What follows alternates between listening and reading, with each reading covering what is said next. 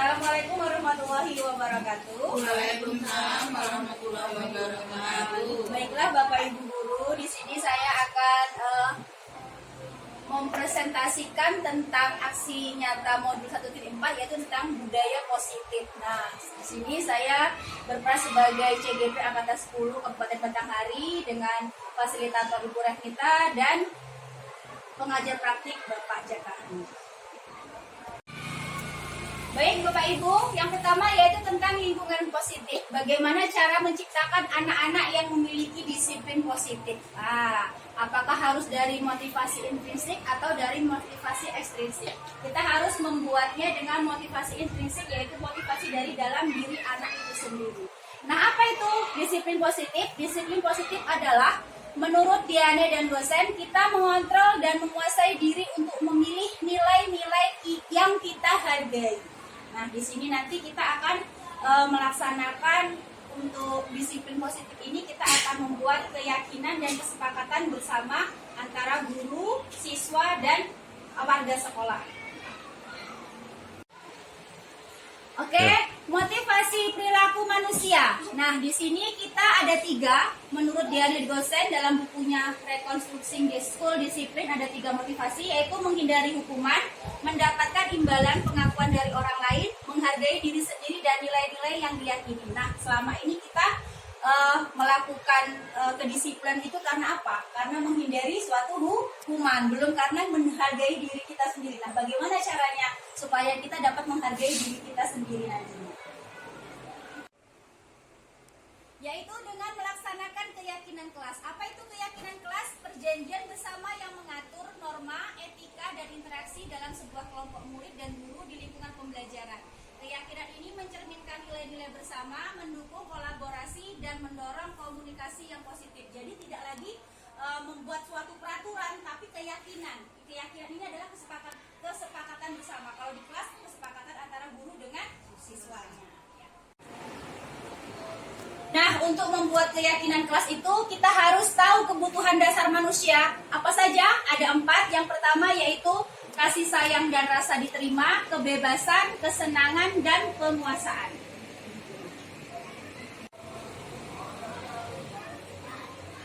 Nah, di sini juga kita harus tahu posisi kontrol kita sebagai guru.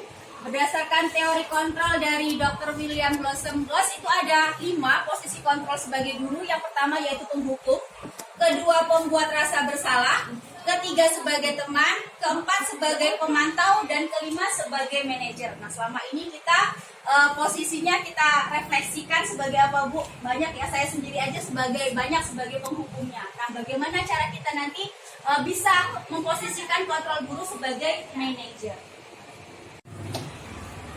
Nah, yang pertama posisi sebagai penghukum. Nah, ini yang sering kita lakukan ya, Bu. Patuhi aturan saya atau awas. Nah, pakai ancaman. Ancaman ini adalah posisikan kita sebagai penghukum. Ini sangat tidak dianjurkan ya Bapak Ibu dalam menerapkan disiplin positif. Kemudian yang kedua ada sebagai pembuat merasa bersalah. Nah, ini kadang-kadang kita kan, ibu kecewa sekali sama kamu, kok kamu bisa melakukan hal ini. Nah, itu posisi kita sebagai pembuat merasa bersalah, jadi menyentuh hatinya dengan kata-kata kita, begitu Bapak Ibu.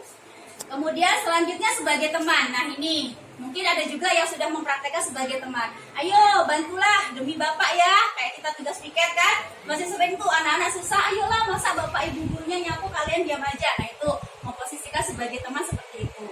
Kemudian selanjutnya sebagai pemantau. Peraturannya apa? Apa yang telah kamu lakukan? Kamu tahu kan konsekuensi dari menyalahi aturan? Nah, itu kita posisinya sebagai pemantau.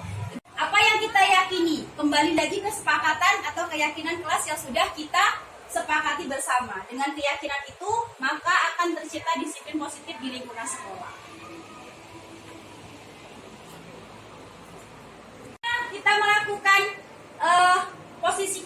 sebagai manajer, yaitu dengan melaksanakan segitiga restitusi. Apa yang harus kita lakukan?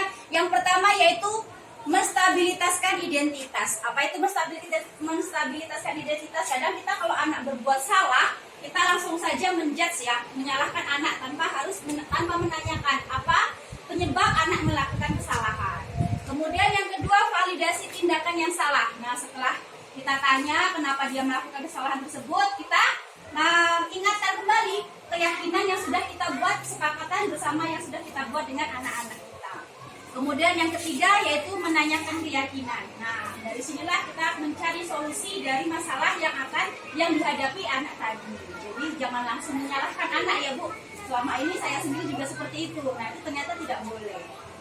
Nah, itulah tadi Bapak Ibu yang bisa saya sampaikan dalam diseminasi disiplin positif, yaitu ini dokumentasi saya tentang praktek yang sudah saya lakukan. Ini menghadapi anak yang tidak mengerjakan tugas praktek ini, tidak mengerjakan tugas praktek mencangkok. Jadi saya tanya, itulah Bapak Ibu yang bisa saya sampaikan. Kurang lebihnya saya mohon maaf. Saya akhiri. Wassalamualaikum warahmatullahi wabarakatuh.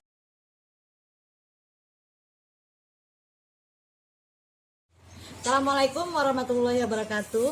Setelah mendengar disiplin positif yang disampaikan oleh Bu Nuri Fitriani, saya menjadi tahu bahwa posisi kontrol guru yang seharusnya dilakukan adalah sebagai manajer. Terima kasih. Assalamualaikum warahmatullahi wabarakatuh. Melalui penjelasan yang disampaikan Bu Nuri tentang disiplin positif, kita harus membuat kedisiplinan dan kesepakatan kelas untuk membentuk disiplin positif di sekolah.